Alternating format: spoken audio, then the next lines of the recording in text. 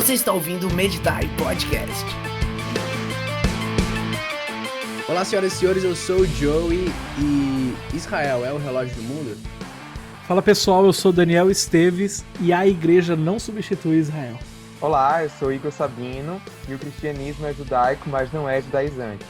Cheio! E hoje nós estamos aqui com um especialista, galera. Meu Deus, é muito bom estar um especialista que a gente se sente meio burro assim, né? Não, na verdade, eu costumo falar pra todo mundo que o Igor é meu amigo mais inteligente que tem e eu tenho as graças de Deus dele não ser meu primo, né? É isso, nossa! Imagina ser primo do Igor, velho. Tá, mas só pra abrir um parêntese, minhas primas me amam, ninguém tem raiva de mim. É bom deixar isso claro, né? Você acha, isso né? é o que elas dizem Isso pra você. é o que elas dizem pra você. Cara, Não, mas eu arrumei marido pra elas tudinho, eu apresentei meus amigos, elas casaram, então pronto. Aí, Não, então vai. fazer Você- pra compensar, né? Tu jogou sujo também, né? É. Tu jogou sujo. Cara, a gente tá aqui hoje com meu amigo, doutorando Igor Sabino. Ele que é bacharel e mestre em Relações Internacionais e doutorando em Ciências Políticas. Né? Tudo isso com apenas 25 aninhos, né?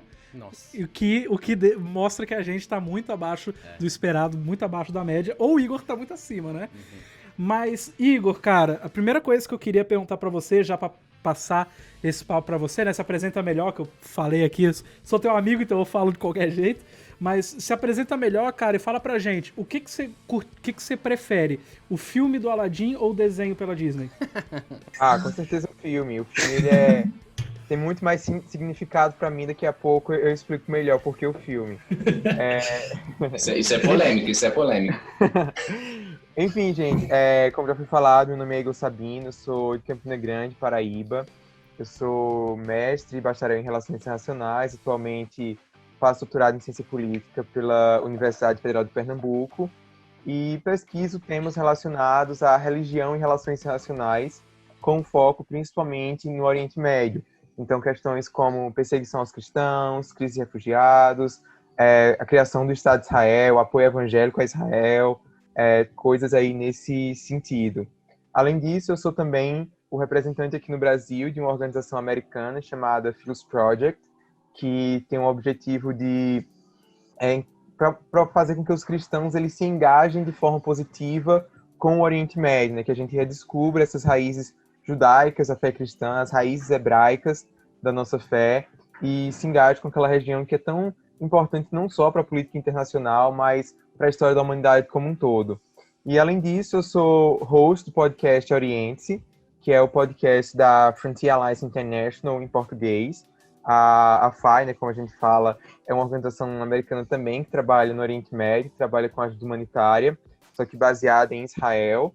E nos últimos anos o que eu tenho feito basicamente é isso, é tentar educar a igreja brasileira para entender melhor aquela região, se engajar com Israel, se engajar com a igreja perseguida. E por causa disso, né, em breve vai estar saindo aí o meu primeiro livro, Por Amor aos Patriarcas, pela editora 371, em que eu explico um pouco melhor sobre isso. Mas antes de passar de volta para vocês, eu queria dizer por que eu prefiro o filme. Por favor. É uma opinião polêmica, né? Muito, cara. Então, mas eu gostei muito do filme do Aladdin, mas por uma questão também, eu já vou entrando nessas nossas discussões sobre o Oriente Médio. O ator que faz o Aladdin nessa versão da Disney é o Mina Massoud.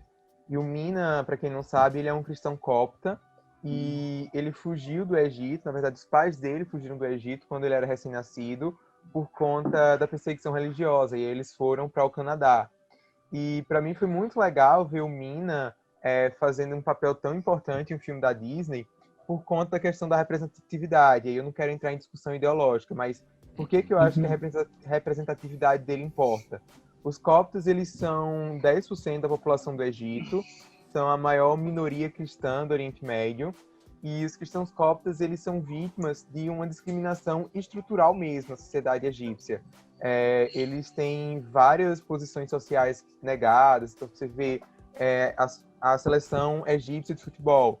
Todo mundo fala do Mo Salah, mas você vai ver quantos cristãos tem jogando na seleção de futebol egípcio? Nenhum.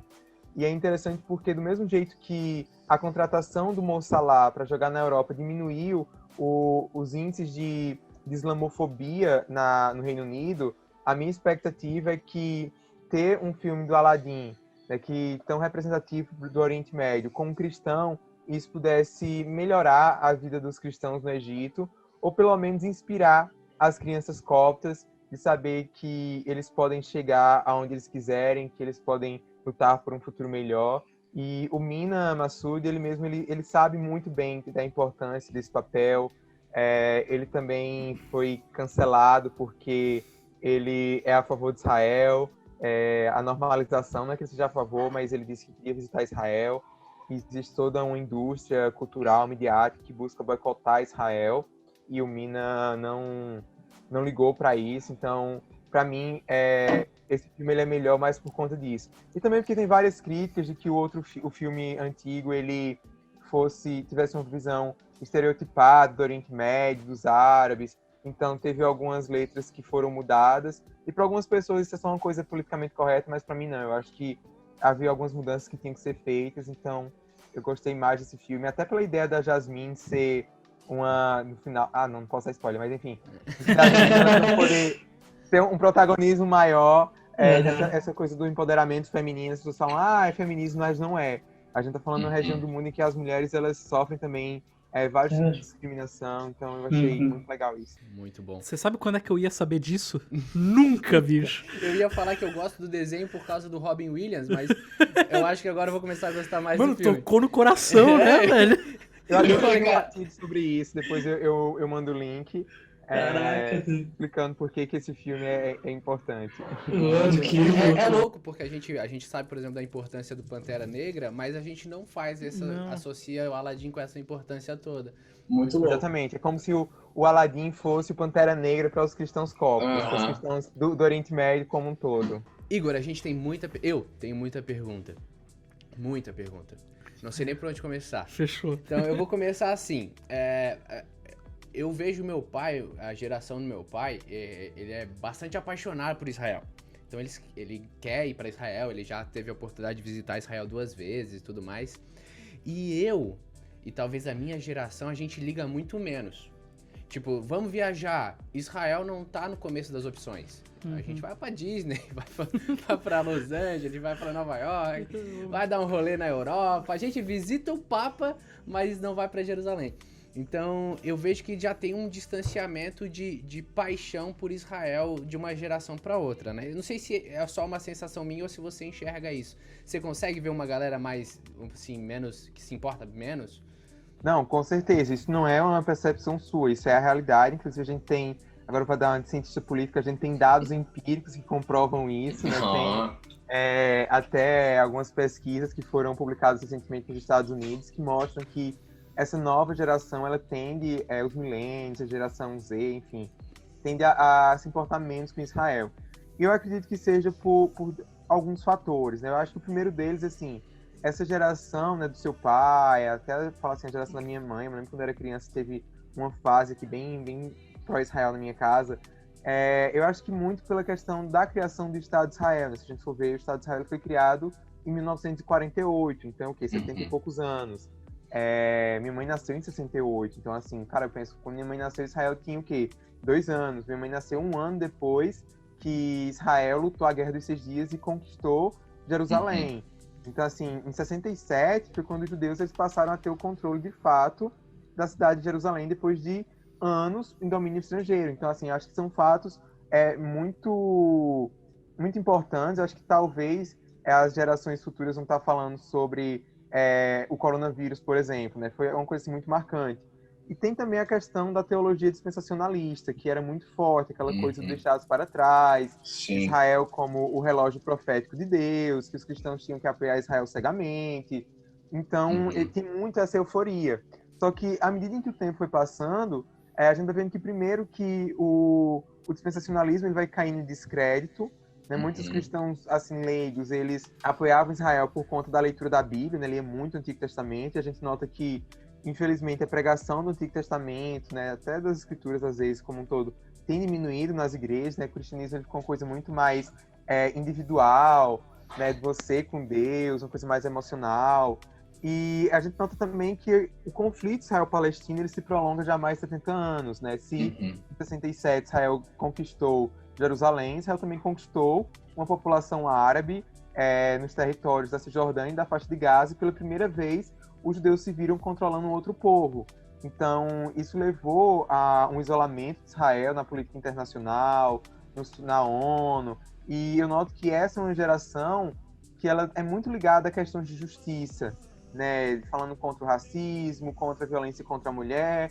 Então, acaba-se que Israel é visto não como aquele Davi, né, como aqueles judeus que sobreviveram do Holocausto e que precisavam da ajuda, mas pelo contrário. É como se Israel agora tivesse se tornado Golias e os palestinos é que fossem esse Davi. Há essa mudança de percepção. E eu acho que isso é baseado em uma série de concepções erradas, tanto teológicas quanto políticas, sobre a importância de Israel, sobre a legitimidade de Israel, as causas do conflito. E eu falo isso porque eu mesmo lidei com essas questões. Eu entrei na faculdade com 16 anos. E eu vim de um lar bem pentecostal, bem carismático, mas eu nasci em uma igreja presbiteriana. Eu fui batizado quando eu era criança, eu fui ensinado que a igreja era o Israel de Deus. Então, teologicamente, eu já não via tanta importância para Israel. Eu achava que isso é coisa daqueles neopentecostais, né, de Macedo, Cressal, enfim, idolatrando Israel. Eu não sou desses. E a gente confunde, às vezes, sionista com ser judaizante. E aí, quando eu fui estudar o conflito, né, eu vi muita oposição, e as pessoas falaram assim, como é que você pode ser crente e apoiar esse estado apartheid? Então, primeiro, eu sempre falo que a minha crise de fé maior na faculdade foi com relação a Israel.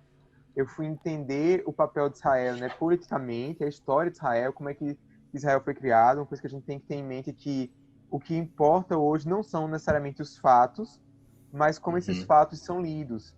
Então, a independência de Israel, para os árabes, por exemplo, é a Nakba, é a tragédia. Então, existe uma guerra de narrativas. E o nosso desafio enquanto cristão é identificar qual narrativa é verdadeira ou que pelo menos se aproxima mais da realidade, porque tem coisas que a gente nunca vai saber totalmente que de fato aconteceu. Então, nesse estudo, eu fui percebendo que a narrativa israelense, narrativa sionista, era que eu acredito que seja mais próximo da realidade. E isso me fez questionar vários aspectos da minha teologia. E eu noto que hoje existe um movimento, e que eu sou muito grato a Deus por fazer parte dele, estar trazendo ele para o Brasil, que é o chamado Novo Sionismo Cristão, que é esse apoio a Israel, não um apoio irrestrito, um apoio crítico, que reconhece que não faz especulações sobre o futuro, né, que diz que é agnóstico com relação à escatologia. Então, esse Estado atual de Israel ele pode ser o cumprimento de profecia bíblica, pode ser o Estado final, pode ser um cumprimento parcial, pode ser que venha outro Estado, mas esse acima de tudo que entende que a aliança que Deus fez com o povo de Israel, a aliança que Deus fez com Abraão, essa é uma aliança eterna e é uma aliança que não perdeu a sua validade, não perdeu a sua importância depois que Jesus veio. Então, aquele elemento é quando Deus ele fala em Gênesis que vai dar a terra aos descendentes de Abraão. Isso permanece até hoje, porque Romanos 11 diz que o chamado de Deus ele é irrevogável. Os judeus eles são amados por conta dos patriarcas, né? Por amor aos patriarcas, eles ainda mantêm essa aliança, apesar dos judeus rejeitarem Jesus. Então, eu acho que tem havido tanto um novo desenvolvimento na teologia com relação a Israel. A gente está superando aquela coisa do dispensacionalismo, da teologia da aliança. Tem visto uma nova teologia, principalmente depois do Holocausto, né? Não só no meu evangelho, também na Igreja Católica, e também nessa questão da política, né? Eu acho que a gente está vendo novas narrativas sobre Israel, e eu sou bem otimista quanto ao futuro, né? Eu espero poder ajudar aí a educar a minha geração e as gerações futuras, não só sobre o papel de Israel enquanto um Estado político, mas principalmente sobre o caráter de Deus em cumprir a aliança que ele fez com Abraão. Nossa, foi demais foi aí. uma resposta que eu ia fazer outras perguntas, eu falei, não, essa aí ele já respondeu. Agora dentro dessa loucura, achei até legal, você falou que você teve crise de fé no meio desse estudo, pela sua resposta aí, pela sua conversa, você já mostrou que tem muita coisa ampla, né? Mas, por exemplo, uma dúvida que eu tenho, e aí eu acho que é mais uma questão de opinião. Para você, o Estado de Israel, fazendo um estudo teológico e histórico, o Estado de Israel que a gente conhece hoje, ele é o povo de Deus, no sentido de... Porque hoje você pode ser israelense e não ser judeu, certo? Então, você consegue enxergar a diferença entre o Estado de Direito lá de Israel para o judeu? Ou hoje você, sei lá, é a mesma coisa? Não, essa é uma pergunta muito boa, eu acho que já ajuda a explicar, né, várias dúvidas, várias confusões que as pessoas fazem. A aliança de Deus é com o povo judeu. Uhum. E existem judeus que são pró-Israel e existem judeus que até mesmo são antisionistas. Então a gente tem os judeus ultra-ortodoxos, por exemplo, que eles são contra Israel porque eles acreditam que os judeus só deveriam voltar à Terra Prometida quando o Messias viesse, quando o Messias voltasse, né? Então, nem todo judeu é a favor de Israel e nem todo judeu é israelense. A gente tem judeus brasileiros, a gente tem judeus americanos, do mesmo jeito que a gente tem druso israelense, do mesmo jeito que a gente tem árabe, né? Existe, né, o Estado e existe a etnia, né, o povo. Então, eu acho que a aliança de Deus hoje é com o povo judeu, mas a forma como a gente se relaciona com esse povo hoje acaba estando atrelada ao Estado, né? O Estado de Israel ele trouxe um desafio para os judeus, para a comunidade judaica como um todo, como eles se enxergam na sua identidade. E se a gente for ver, hoje mais de 90% dos judeus ao redor do mundo são sionistas. Então, né, defendem o direito de existência de Israel. Eu acho que é muito complicado hoje alguém ser anti-sionista. Eu acho que essa era uma postura possível antes da criação do Estado de Israel. Porque, né, só explicando um pouco, o Estado de Israel ele foi proposto como uma solução para o antissemitismo. Então, era uma solução política. Naquela época em que o Estado ele ia ser criado ou não, você podia concordar ou discordar se essa era a melhor forma. Mas eu acho que a partir do momento que a gente tem um Estado que foi criado, que floresce hoje, por que a gente vai se opor à existência desse Estado por conta de crimes, por conta de erros, de atrocidades que foram cometidas no seu processo de independência? Pergunta a você, qual é o Estado que foi criado sem derramamento de sangue? Infelizmente não existe, porque essa é a nossa natureza pecaminosa.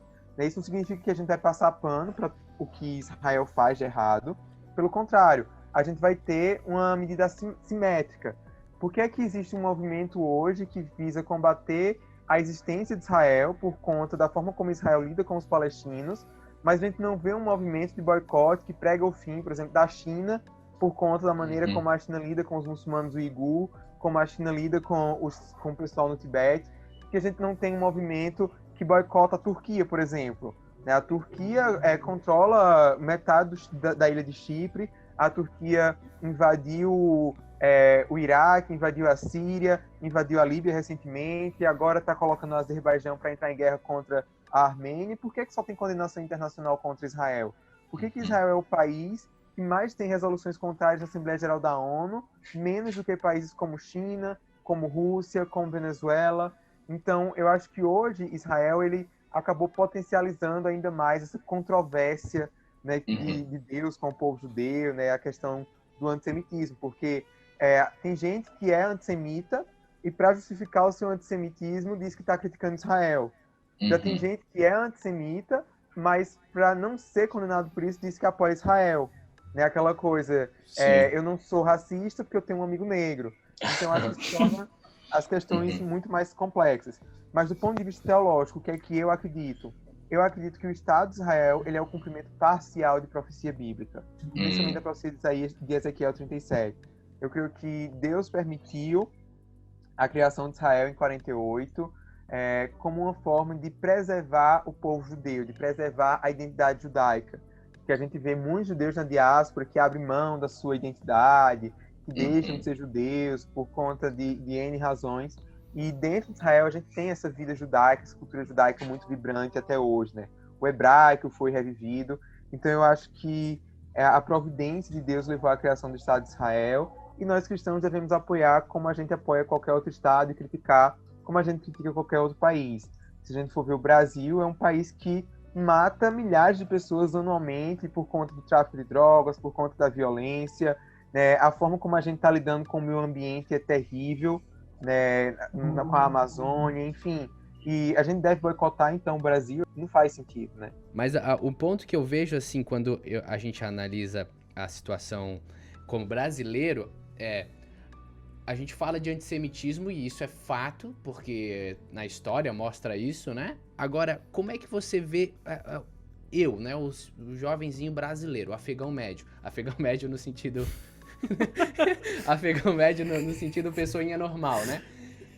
Como é que você vê que no Brasil você enxerga antissemitismo, pessoas antissemitas no normal, assim? Ou porque na minha cabeça parece algo ainda distante?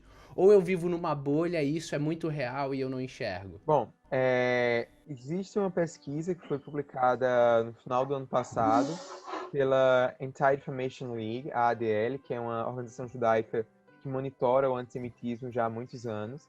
E essa é uma pesquisa que ela foi feita no mundo inteiro, e em mais de 100 países. A gente tem 190 países, uma pesquisa foi feita em 100 países. E de acordo com essa pesquisa, cerca de 1 bilhão de pessoas, e vale ressaltar que a gente tem uma população mundial de quase 7 bilhões, 1 bilhão delas tem opiniões antissemitas. E no Brasil, esse número chega a 25% da população brasileira. Nossa. 70% dos brasileiros acham que os judeus falam demais sobre o Holocausto.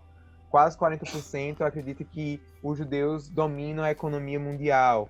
Então, eu acho que muitas vezes a gente não percebe a existência do antissemitismo porque a gente talvez não sabe o que é o antissemitismo.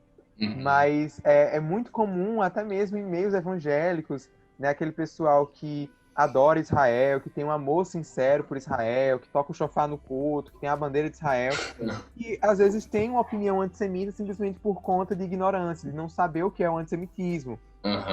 Então, essa ideia de que existe uma conspiração mundial, né, o globalismo, né, de que existe uma elite que manda no mundo. Gente, essa ideia de globalismo, de que existe uma ideia que uma elite que manda no mundo, isso aí surgiu há muito tempo atrás, no protocolo do Estado de Sião, na Rússia czarista, que dizia que essa elite era os judeus.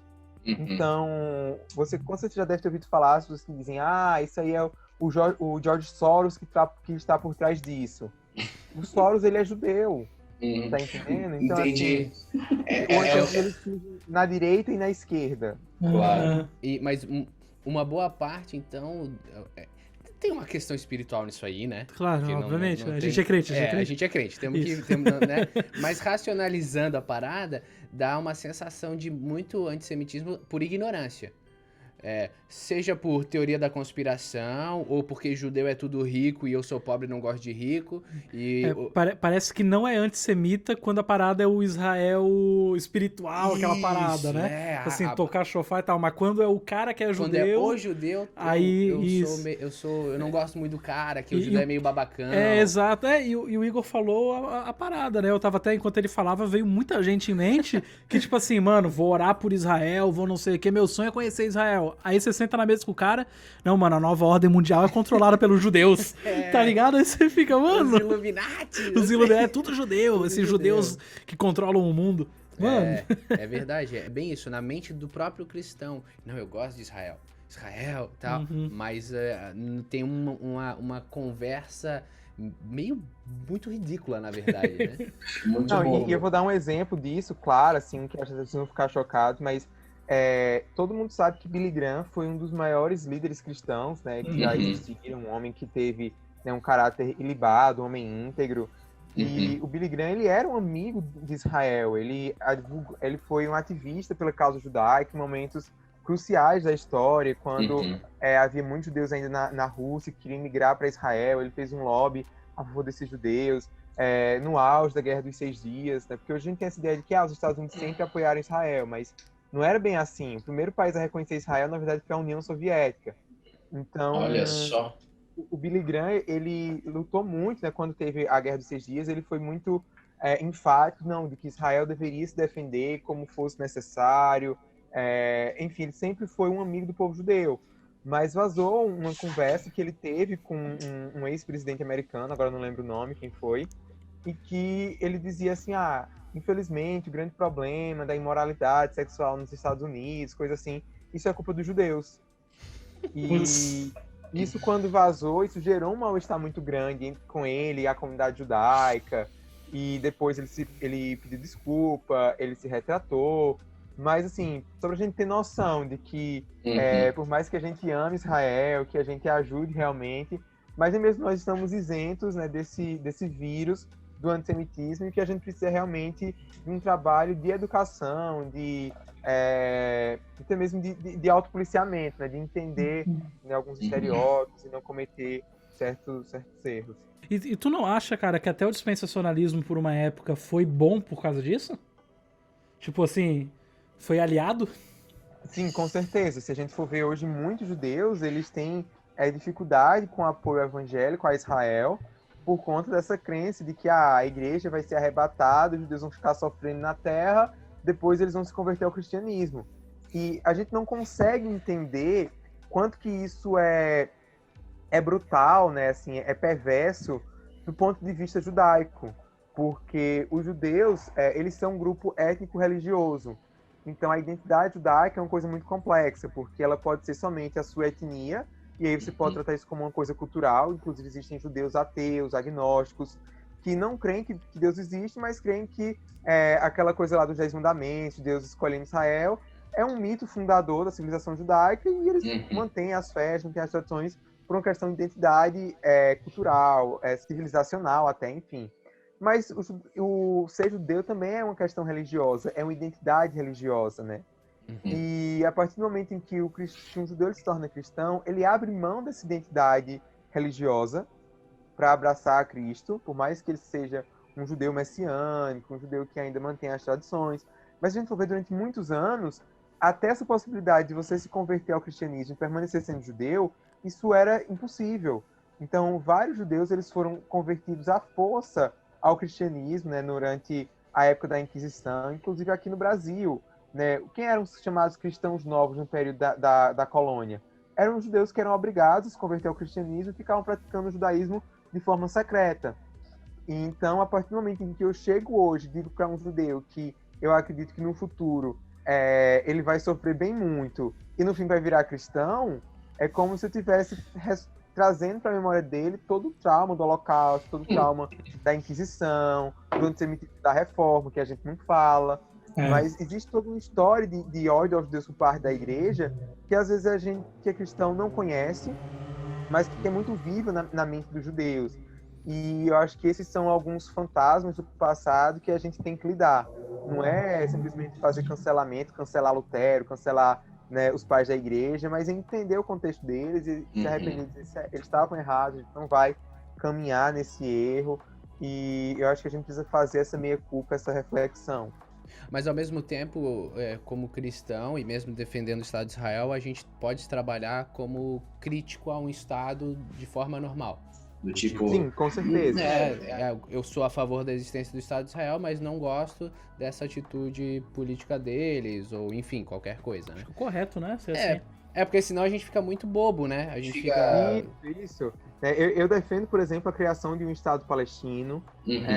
Eu sou crítico de várias ações de Israel, né, ações de segurança, inclusive, né, com relação aos palestinos. Eu sou crítico, por exemplo, de algumas ações do governo Netanyahu com relação aos requerentes de asilo da África. Né, eu sou crítico da direita israelense, né, em alguns pontos, do próprio Netanyahu. Mas, do mesmo jeito que eu sou crítico do meu presidente, do mesmo jeito que eu critico o Bolsonaro, do mesmo jeito que eu critico o Trump, do mesmo jeito que eu critico, né, vários outros governos e outros presidentes. Eu acho que o cristão, ele tem esse chamado profético, que é de mostrar os erros de quem estiver cometendo, né? Nossa, vou gravar isso aí agora, né? Que é um fato, né? Tipo, o cristão, ele é esse cara que ele vai apontar os erros, né? E às vezes a gente abraça, seja Israel, seja quem for, a gente abraça e diz assim, meu Deus, está tudo certo. Não, cara. Não precisa nem para Israel, a gente vê no próprio cenário político brasileiro, assim. Com certeza. Nada de bom pudesse vir da esquerda e nada de ruim pudesse vir para a direita. E a gente olha abusos, fake news, corrupção dos dois lados. Claro. Né? E o crente fica querendo abraçar nesse, um lado ou outro, a gente nunca vai conseguir, né? O nosso chamado não é esse, não é de nos amoldarmos a esse mundo, a esse tempo. É o contrário disso. A busca incessante por um Messias, né? A gente quer um Salvador aqui agora, né? Daqui a pouco o anticristo chega e resolve o nosso problema. Agora assim, eu vim pro podcast achando que talvez eu saísse correndo pras colinas e me escondendo. Então até agora a conversa tá muito boa, tá tudo feliz, tô alegre, tá tudo certo. Mas falando assim de especulação, agora, como você entendendo a região, Illuminati, né? Não. Não, você entendendo a região. Você, claro, a gente sabe que, como eu falei, é especulação. Você imagina califado, você imagina anticristo islâmico, você vai pra essa linha ou... Não, é engraçado, acho que se eu ganhasse R$1 pra cada vez que alguém me pergunta isso, eu já tava milionário. Porque assim, ó, eu posso ter uma opinião, mas eu não entendo nada, então a minha opinião importa muito pouco, né? Eu vou falar o que eu penso. Bom, eu acho que existe um trauma muito grande nos evangélicos com relação a interpretar profecias de forma futurista, né? Por conta dessa galera aí dispensacionalista, essa galera que ficava marcando data de quando Jesus ia voltar, que ficava querendo ler a Bíblia de acordo com o jornal, e né, via na Guerra Fria, dizia que o anticristo era a Rússia, enfim. E né, o John Piper, ele fala que o desafio da minha geração, né, das gerações futuras, é exatamente de não cometer esses erros, mas também de não ignorar a interpretação futurista. Então, eu acredito em um anticristo islâmico, acredito que ele virá da Turquia, mas eu quero explicar o porquê que eu creio nisso. Primeiro porque, quando a gente vai ver qual é um dos principais textos que fala sobre o anticristo, um dos principais textos é Daniel 2. Daniel fala sobre 4 reinos, e desse último reino lá que surgisse na Terra, viria o anticristo, assim que tem sido interpretado, né, historicamente, até porque nem é pré-milenista. E durante muitos anos, a interpretação foi de que esse último reino era o Império Romano. E isso foi uma interpretação não baseada na Bíblia, mas baseada na história. Né? O que viam as descrições de Daniel e viam que elas batiam com o Império Romano. Então, por causa disso, tinha essa expectativa de que o futuro anticristo ele vai vir da Europa. Só que eu sou de uma corrente que interpreta esse último reino de forma diferente. Eu acho que Daniel estava falando não do Império Romano, mas do Império Otomano. Que foi um império que durou até 1922. E é um império que a gente não tem tanta informação, e eu acho que talvez seja por isso o estranhamento de muitas pessoas. Mas quando a gente vai estudar o que o Império Otomano fez, como que ele se expandiu, as regiões que ele ocupou, eu acho que ele se enquadra muito mais na descrição de Daniel do que o Império Romano. Então, por isso que eu acredito que o anticristo ele será muçulmano e ele virá da Turquia. Eu penso isso não porque o Erdogan tá aí fechando igreja, porque o Erdogan tá dizendo que quer recriar o Império Otomano, enfim, não é por isso. Embora isso, assim, confirme o que eu acredito. Talvez o Erdogan seja, né, uma prévia do que vai acontecer, talvez ele esteja preparando o caminho. Enfim, eu não quero entrar nesse tipo de especulação, mas o que eu quero deixar claro eu acredito no anticristo islâmico, eu acredito que ele vai vir da Turquia por conta da forma como eu interpreto a Bíblia e como eu vejo, né, a historiografia passada, o que aconteceu no passado. Então é por isso que eu tenho essa visão, não é por conta do que está acontecendo no Oriente Médio hoje. Igor, dá para construir um templo? Dá. Tu acha que hoje na realidade política lá, se amanhã alguém falar, vamos bater uma estaca aqui no lado de uma mesquita, você acha que a gente consegue fazer um templo já? Olha, é tão engraçado isso porque já tem várias matérias, vários artigos publicados no Jerusalem Post, no Times of Israel, em alguns jornais de Israel, que falam que depois dessa aliança de paz e reconhecimento de Israel, a próxima batalha de Israel com os árabes vai ser pelo Monte do Templo. Vai ser para negociar o status lá do Monte do Templo. Então, eu acho que, do ponto de vista geopolítico, tudo pode acontecer. Eu não acho que isso seja impossível, principalmente diante disso. Assim, se a gente vê, por exemplo, um Irã nuclear, então vamos supor aqui, fazer um exercício, vamos imaginar um futuro geopolítico naquela região. Um Irã nuclear, uma Turquia expansionista que conquistou já vários territórios. Conquistou um pedaço da Armênia, conquistou um pedaço da Síria, um pedaço do Iraque, está crescendo. Aí se alinha com o Irã que conseguiu ter uma bomba nuclear. Isso vai ser uma ameaça para Israel, mas vai ser uma ameaça, acima de tudo, para os países árabes. Então, diante de uma ameaça como essa, né, porque Israel tem armas nucleares, eles nem negam nem confirmam, mas os próximos afirmam que eles têm.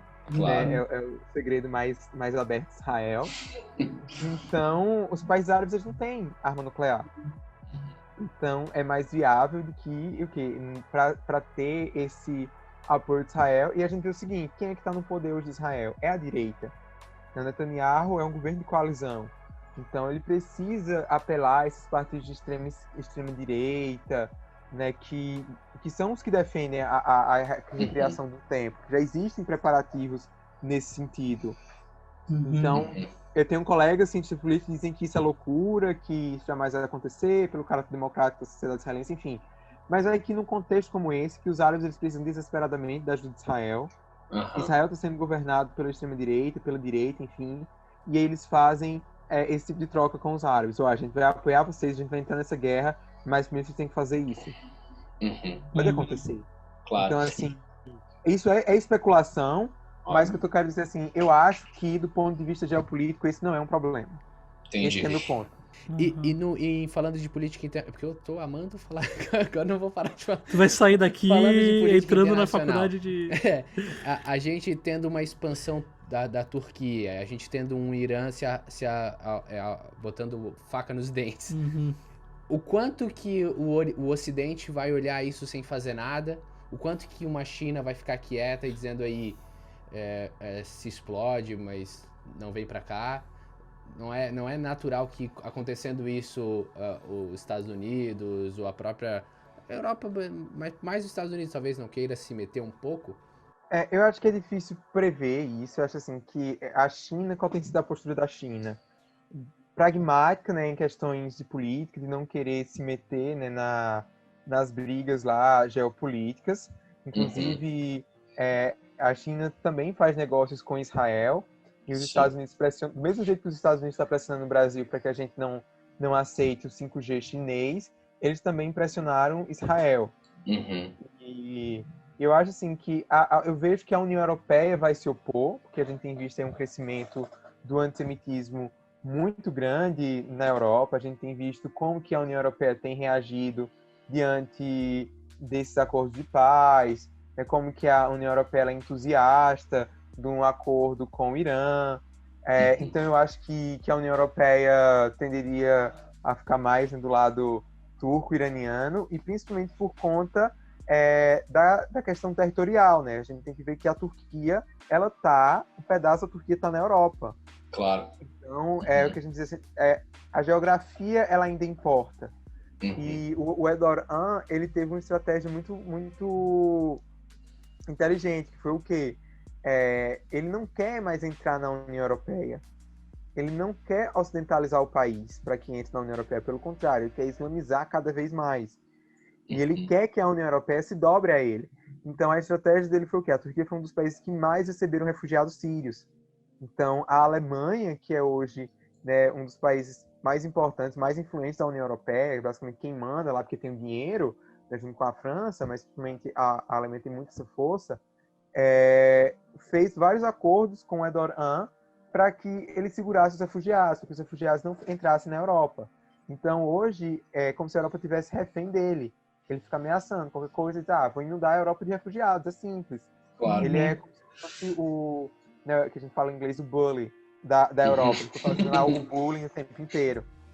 Então, eu acho que por essas questões, sem falar que a Turquia ela é um membro da OTAN.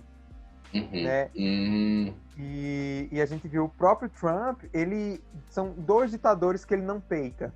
O Trump, ele dá uma de machão, esbraveja, né, digita lá em caixa alta no Twitter, mas com quem é que ele não encara? Quem é?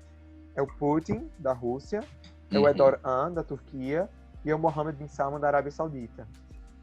Então, assim, o Trump, ele não tem enfrentado a Turquia. Os Estados Unidos principalmente nos Estados Unidos de Trump, tem essa ideia do isolacionismo, não querer se meter mais nos problemas do Oriente Médio. Isso tem aberto um vácuo de poder que vai ser preenchido pela Turquia, pela Rússia, pelo Irã. Então depende de quem é que vai estar no poder, né? Se for... enfim, é difícil a gente prever a reação dos Estados Unidos, porque isso tem algo que é comum tanto a republicanos quanto a democratas, essa visão isolacionista. É a guerra ao terror, guerra do Iraque, guerra do Afeganistão, deixou um trauma muito grande na psique do americano. Né? Ele não quer mais se meter em aventuras desse tipo. Então, vai depender dos interesses que tiverem em jogo. Eu quero deixar claro, que eu acho que é importante, é que quando a gente fala que o anticristo ele vai vir de um país, ele vai vir de uma nação, a gente não está necessariamente falando que a gente deve ser contra as pessoas que vivem nessa nação. Claro.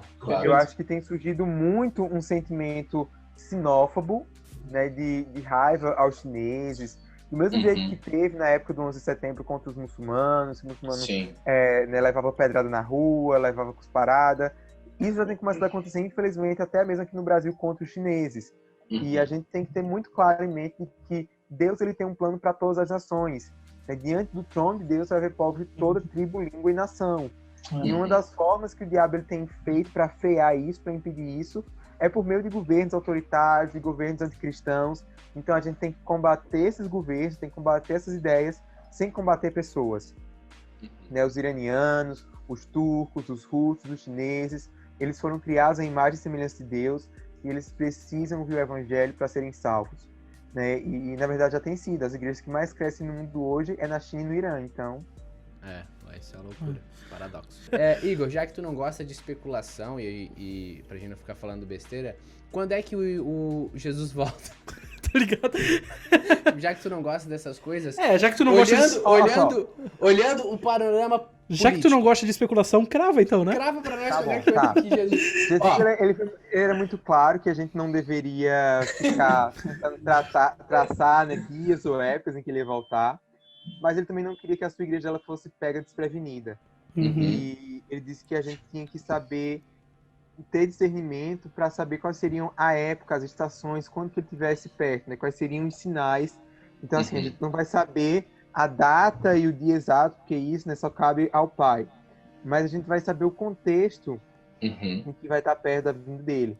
Né? Eu, como pré-milenista, eu diria que isso vai ficar claro quando o templo for reconstruído em Jerusalém. Mas eu acho que um indicador geral e com o qual todo cristão, independentemente de linha escatológica, pode concordar comigo, é aquilo que Jesus ele fala em Mateus 24:14, que o evangelho do reino vai ser pregado a todas as nações e então virá o fim.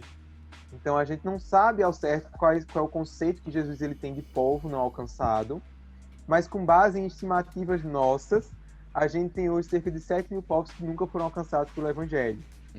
E pela primeira vez na história a gente sabe quem são esses povos e a gente tem os meios de chegar até eles. Então eu acho que ao invés de a gente estar alimentando conspiração e especulação, se a gente realmente ama Jesus, se a gente realmente ama a vinda dele, a gente deve, acima de tudo, investir em missões entre os povos não alcançados. Muito bom.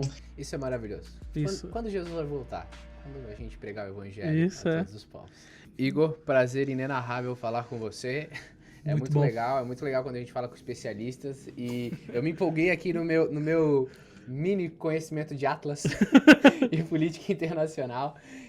Mas é muito massa, cara, muito massa. E conta com nós aí pra gente dar, pelo menos tentar um pouco despertar essa visão pro Oriente e pra Israel, né? Que a gente tem uma geração, às vezes, que tá tão focada em outras coisas e esquece de pequenos detalhes primordiais, né? Então, é isso aí. Cara, muito obrigado novamente por se dispor aí a falar com a gente. Tamo junto. Estou te esperando em Santa Catarina já faz um tempo, você sabe disso. E é isso aí, that's all. That's all. Cara, Quer falar alguma eu coisa? que agradeço aí pelo convite. É sempre uma grande alegria para mim conversar sobre esses temas, poder divulgar esse conhecimento. Agradeço aí tudo que vocês têm feito também para educar a igreja, né, o corpo de Cristo no Brasil acerca dessas temáticas.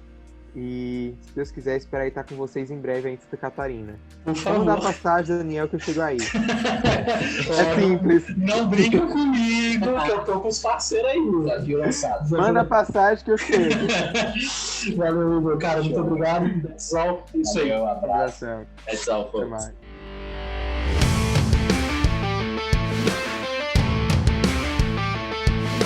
Você escutou o Meditai Podcast.